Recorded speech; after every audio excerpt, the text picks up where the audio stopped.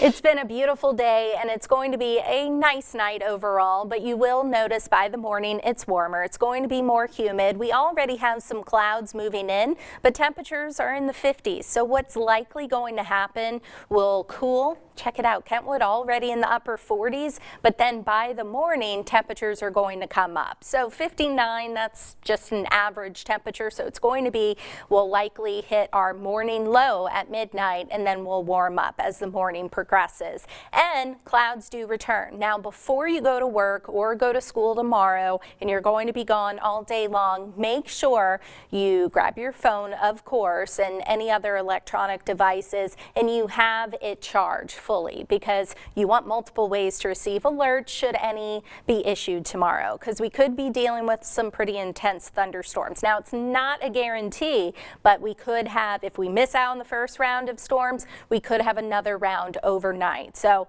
I'll break it down for you, show you what I mean on the future track. So again, we have this level 4 risk for severe weather. It goes from 1 to 5, and we're under level 2. But I don't want you to focus solely on whether you're under level 1, level 2, and so on and so forth. In fact, I wouldn't be surprised to see this level 3, if anything, shift further south to include more of our area. We'll see what the Storm Prediction Center says, but just looking at some of the latest model guidance, looks as though there will be a better chance for severe weather, especially in Mississippi, central and then southern Mississippi. So again, this is going to be tomorrow and tomorrow night. Main concern will be damaging wind gusts, maybe a couple of tornadoes, flooding, possible. It's more so for those low-lying areas as well as large hail. But again, our main concern will continue to be straight line winds and a couple of tornadoes. And again, some bouts of heavy rain. 1 to 2 inches of rain with locally higher amounts, a good possibility. So I'm going to run through the future track. This is our in-house model. Models continue to diverge a little bit in terms of rain coverage, where some of these storms will start to fire up. But that potential for that first round to develop, it could be boom or bust, where we don't see a storm at all. So here's a look at the around 7 a.m. showing good bit of cloud cover, a couple of showers trying to develop. But then as the morning progresses, you see how these little individual cells are starting to fire up along and north of the 10 and 12.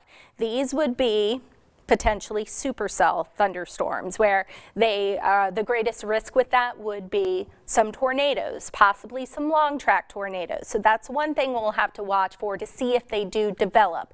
And then they would move from southwest to northeast. I like to call our area the breeding ground for these thunderstorms to develop, because as they move into Mississippi, they really blow up. And so again, that's going to be one we have to watch. And then overnight, so late tomorrow night and overnight, we'll have to watch for a line of thunderstorms.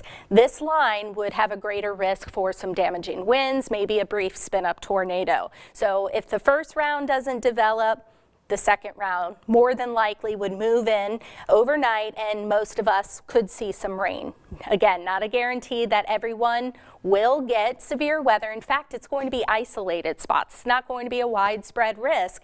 And so there are some components that may not come together for it to be a slam dunk forecast. We know that. That is very typical this far south. But I do want you to be weather aware, have multiple ways to receive alerts, and again, through Wednesday morning.